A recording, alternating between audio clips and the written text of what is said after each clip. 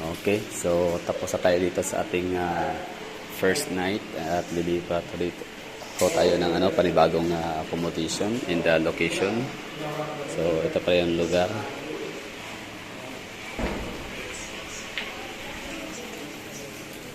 Maganda naman ang hotel, syempre mahal, komportable, tsaka may kasamang breakfast buffet.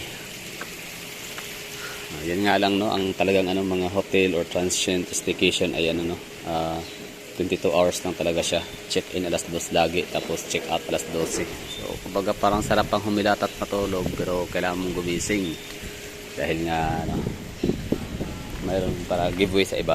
O nga pala, ito pala yung labas. So first impression ko sa Boracay, syempre ito yung pinakauna kong morning, pinakaunang gising. Although kagabi lumabas, nakita ko to dito kagabi, bumpy road talaga pala ang Boracay, no. Yan, ito yung lugar dito. Review natin ang location. Yan, pag maulan, maputik, diba? So maganda yung mga hotel accommodations, pero paglabas mo pangit na. Ito na yung makikita mo. Bakit hindi ito magawang tanong ko lang, or out of my curiosity, bakit dito mapagawang paayos ng government ng Malay? 'Di ba ito rin naman ay matatawag nating government asset kahit paano, no? Hindi naman siguro sila malulugi. So gagastos sila ng millions para sa kalsada para maging maganda at maayos.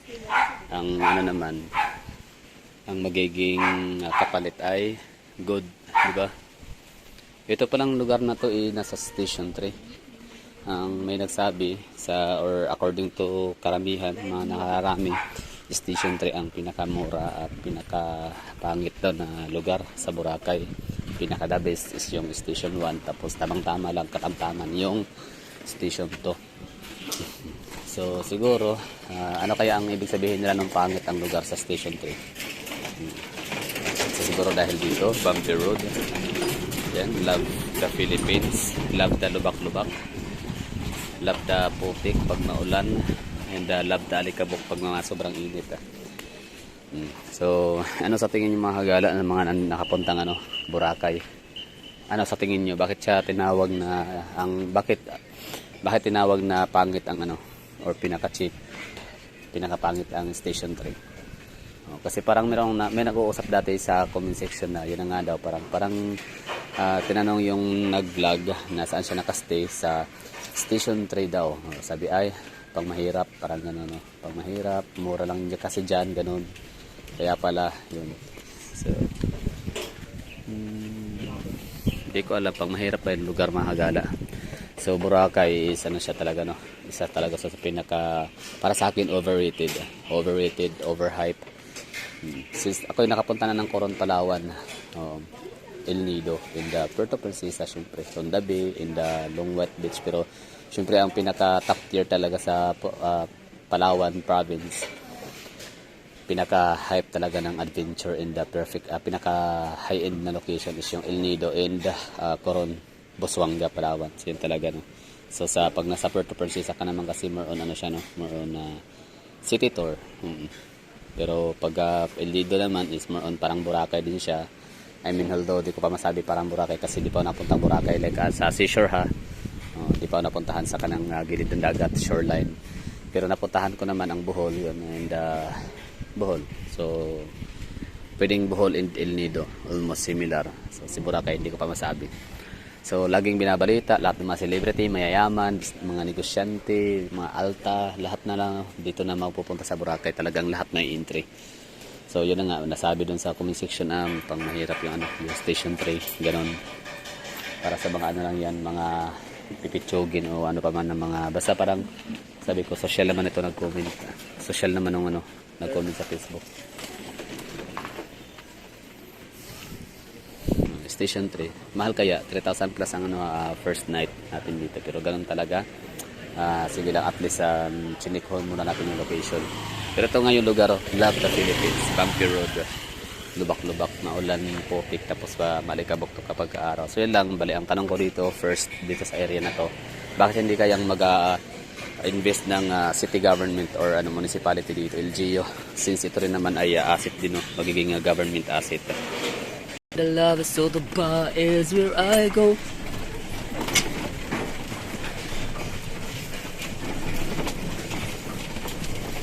Tak. Lubak trio. Oo. Ayos na.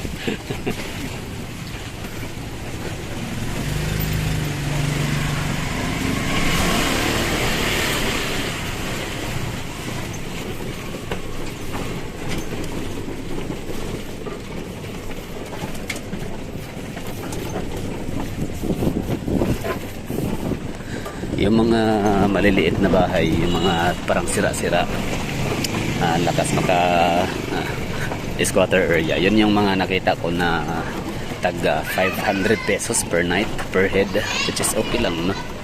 Walang problema. Ang mahalaga lang naman sa akin na makapag-overnight stay sa Boracay para makapagpamasyal kinabukasan, makapag-Boracay, no? Experience. Yun lang naman. Shout out kay Manang Guardia, no? Parang first time niyang nakita ng vlogger. So ito na yon, ang kalsada na ito yung parang pinaka main road na siguro nila dito sa Boracay. So yan, hinan. Oo nga pala, kagabi na ako'y naglalakad-lakad, puro hina talaga yung nakikita ako sa lugar. Parang Hinan City na lang siguro gagawin dito, no? Hindi na Boracay Island. Hinan City, kasi puro hinan. Wala lang ibang nakita, puro hinan talaga. Yun, may mga shops dito, marami mga boutiques and shops in dining area. So dyan pala ako kagabi naglakad. So yun, samot-sari nga ng mga turista international, makers ang mga tao ko rin. So pag dito na area, maganda siya, pero dapat na lang to dito, underground cabling sana, no? Para lalong maganda ba. Alam niyo ba na ako ito i-share ko lang, iba ko lang kung asa na yung video na yun, parang na-corrupt din yata ulit basta one time meron ako nakausap sa Glorieta sa Makati na yun, hinan ulit to, di ba? Daming hinan dito. So meron akong kausap na Albanian, parang diligid sa, ano ba tawag dyan, yung parang nagtatrabaho siya as yung ambassador ng Albanian ambassador to the Philippines. So nakasabayan ko siyang kumain sa ewan ko kung anong restaurant yan, basta mahal, a la carte lang yun, parang basta napakamahal. Nakausap ko siya, nakasabayan ko siya doon sa may Glorieta nga. So English kami doon. So since siya, ambassador to the Philippines siya, so lahat talaga ng lugar sa Pilipinas napuntahan niya, and hindi lang rin Philippines ang kanya napuntahan. May lagon pala dito. Kagabi nakita ko yan, kaso nga lang hindi ko na siya pinuntahan kasi nga madilim. Ayun, Boracay. Ayan pala yun. Mayroon silang palagon dito, no, sa just like Bacolod City. Naalala ko tuloy ang Central Capital Bacolod. May palagon sila. And syempre Baguio, Balabag Wetland Park. Ito pala yung lugar dito. Pag dito na area, so far okay naman siya, so good, no? Yung pinaka main road na siguro to talaga, no? Tama ba mga agtara? Ito na ba yung pinaka main road? Tapos yun nga, balikan natin yung sabi ng matanda na Albanian na sabi niya, no, Philippines, not all Filipina is beautiful, sabi niya. Kasi meron din daw Filipina na hindi maganda. Tapos parang naglagay siya sa Cebu and Davao, sobrang tagal. Sabi pa nga niya, si Digong daw ay mayor pa that time, lagi niya nakasabayang mag-dine in sa Marco Polo Hotel, kasi way back then ang Marco Polo Hotel pa lang daw ang pinaka high-end na hotel sa Davao back in the days. Tapos sino pa, sa Cebu, no, marami daw siyang mga nakadate na mga Cebuana. May maganda pero meron din daw pangit, parang ganun sabi niya. Basta andyan din Tapos yun sa mangga, meron siyang comment, no, na ang mangga daw sa Pilipinas iba-ibang presyo, So, iba daw sa Baguio, iba sa Bohol, iba sa Iloilo, iba sa Davao. Sabi niya, why, I don't understand why Philippines is their prices in every items is changing. It depends on the location. It depends on the region, in the city, in the province. For example, the mango in Cebu is so expensive. Why? Why is that expensive? The same mango, the same taste, the same quality that I'm eating, but different price, more price. I mean, expensive. Parang ganun sabi niya. Tapos ang mahal daw ng mga massage, tapos ang hina ng internet connection. Basta kino-compare niya ang Philippines sa Thailand, Indonesia, talagang pinaka-cheap daw talaga ang Pilipinas when it comes to services and nito mga facilities. Yun nga daw yung mga tricycle, yung mga motor, mahal daw ng singil, hindi daw magkapareha, pabago-bago, pa iba-iba, depende daw sa lugar, sa location, sa mood. So yun, talagang ito na yung tinutukoy niya siguro, yun.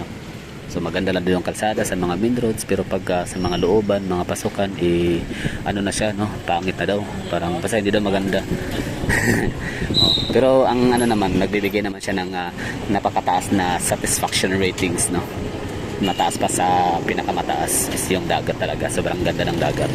Masarap ang pagkain, yes, and nice Filipino people, no? Tapos ano din daw, can speak English syempre.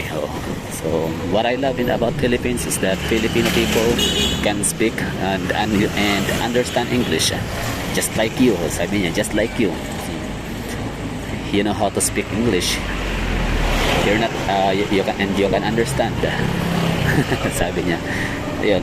Tapos ano ba? Basta dami yung sinabi.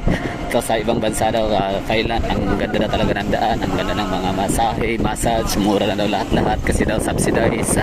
Dito daw sa Pilipinas, kulang daw ng support ang gobyerno sa mga tourist spots o paano pa man ang mga negosyo dito ng mga maliliit. Alam mo yun, parang dito daw sa Pilipinas, kanya-kanya, bahala kayo sa buhay nyo, ganun, no? Kaya daw hindi regulated, hindi regulated by ano dito, hindi subsidized, kaya hirap makapag-regulate ang government sa mga ano dito, presyuhan sa mga